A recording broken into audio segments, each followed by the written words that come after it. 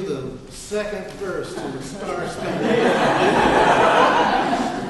I didn't have a hymnal, I just had to stand back there and go blah, blah, blah.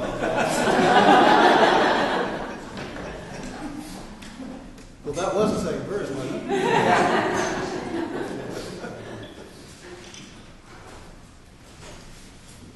Oh, goodness me, how many of you had the fabulous opportunity to grow up with perfectionism as a guideline?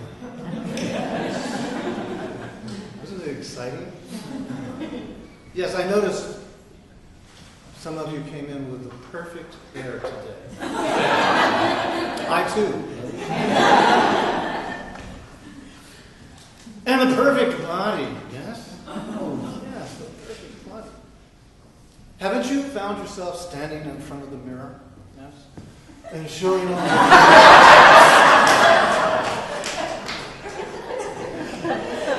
And your mirror saying, oh, yes.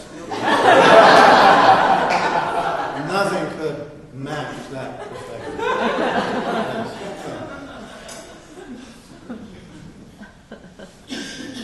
If you can't get a few laughs out of it, you're way, way, way too far gone with perfection. I doubt if there's any way we could retrieve you. You see, perfection really is impossible.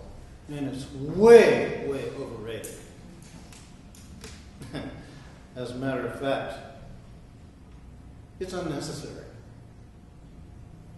But if you've grown up to believe that it is an accurate way to live your life, then you're going to find yourself really in a series of struggles. Most perfectionists, they tend to miss the fact that mistakes and failures are simply opportunities to learn, to improve. I have encountered myself where I have made mistakes, and I considered the mistakes to be such a revelation as to the crack in my perfection that I could not do anything but deny my mistake. But, you know, the nice thing about mistakes is if you keep repeating them, after a while they're going to get your attention. And if they get your attention to where you look and you see, is there a chance that I can do this differently and not come up with the same results? You start learning. So, we're talking about really an image here. By the way, what is an image? Perception. That's all, it's just an image. Okay? But we take them so seriously. They really don't have any substance to them.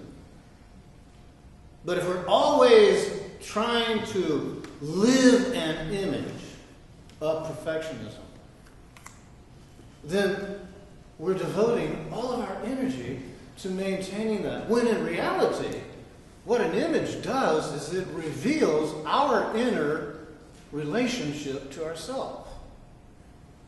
So if we're living an image that's one to project out to the rest of the world, to show the rest of the world we have our acts together, always we'll have our acts together, and as a matter of fact, it's not even an act anymore, it's a reality, then we are doomed.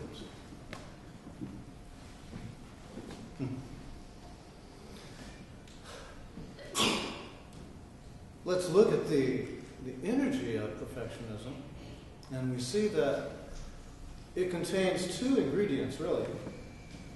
One is it's flawless, and the other is it is static. And in your adventure in life, how many things have you really encountered that were flawless and static? It's completely other than what's happening here on this planet. Everything is constantly changing. If you are being so driven by perfectionism, you're going to be finding the imperfect all the time.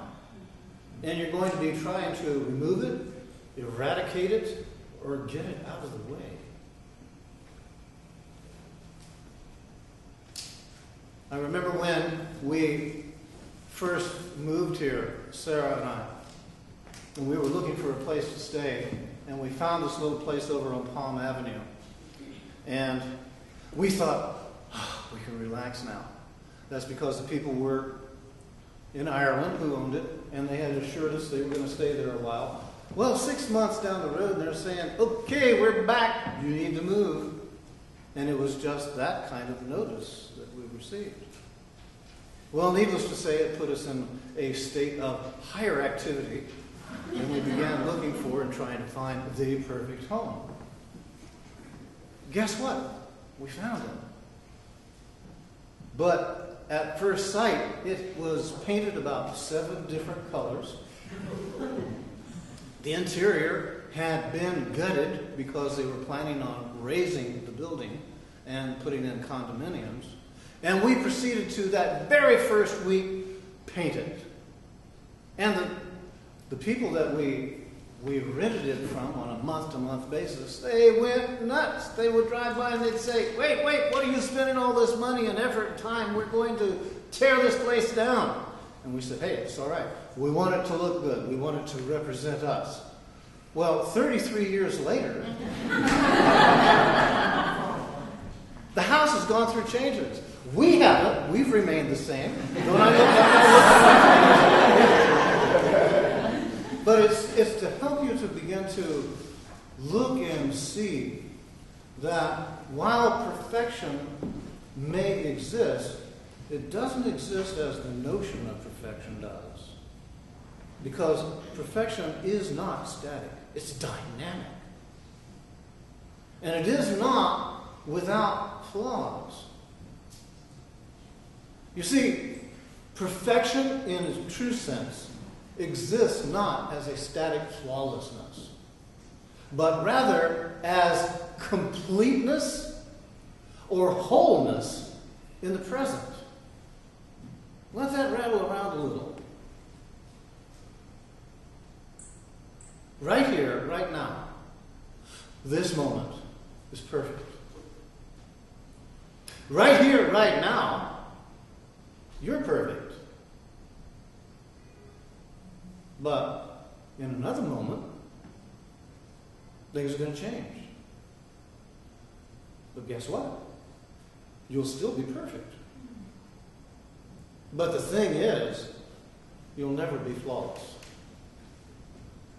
But to identify with your flaws and to say I'm flawed is an aberration of awareness. To say that you are capable of growing and learning and developing, yes, that reveals that you have flaws that will give you the opportunity to grow, to learn, and to develop. That's much like a question that was just kind of tossed out with a group of people, and the question was, do you know yourself? And there were so many who said, yes, I know myself. I have pretty much been blessed of having a different awareness about me, and that so many times I will come to the conclusion, I don't know. Even questions that are asked about what's going on, I'll still come up with the same answer, I don't know. When asked about, do I know myself? No, I don't know myself. To say that means I'm incapable of learning? No, of course it means I will continue to learn. There's so many things about me that are mysterious, that are there awaiting my discovery. But to identify with being perfect removes you from that learning capacity. It puts you in a very different dimensional realm, where you're always struggling, trying to maintain a static state when you're a dynamic being. So my encouragement is to look again and see. You're here to learn. And one of the best ways to learn is to develop the capacity to be present. Just be present with what is. If you try to run away from your flaws are going to govern you. They're going to rule you. They're going to keep you in their grips. So my encouragement is, look again and see. You may have flaws, and that's okay. To admit that you have flaws allows you to have some space to where they don't control you. You're going to express yourself through them. You're going to probably somewhere along the way encounter your own judgment, your own vanity, your own lust, your own callousness. But then again, I could just be talking about me because you're already perfect. But to experience them without any expectations will help you. Because you see, your flaws, again, I want you to look at them and see. They're really opportunities for you to grow. So, let go of expectations. Yeah. Embrace your perfect imperfections. Matter of fact, I feel it's so good that we have this changing, developing relationship with ourselves. I'm going to ask you to please repeat this. I am perfectly imperfect. I am perfectly imperfect. Boy, that sounded weak as hell. Let's try that again. I'm perfectly imperfect. I am perfectly imperfect. Now you sound like you're trying to convince me. Let's try it again. I'm perfectly imperfect. I am perfectly imperfect. If that doesn't feel good, try it the other way around.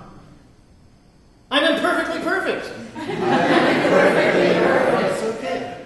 Either way, it'll work. And then the clincher that will help you to at least get on base.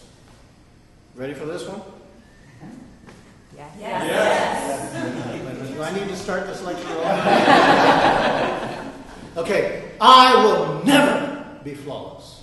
I will never be flawless. I will never be flawless. I will never be flawless. I will never be flawless. I will never be flawless. Okay, thank you so much. That's it.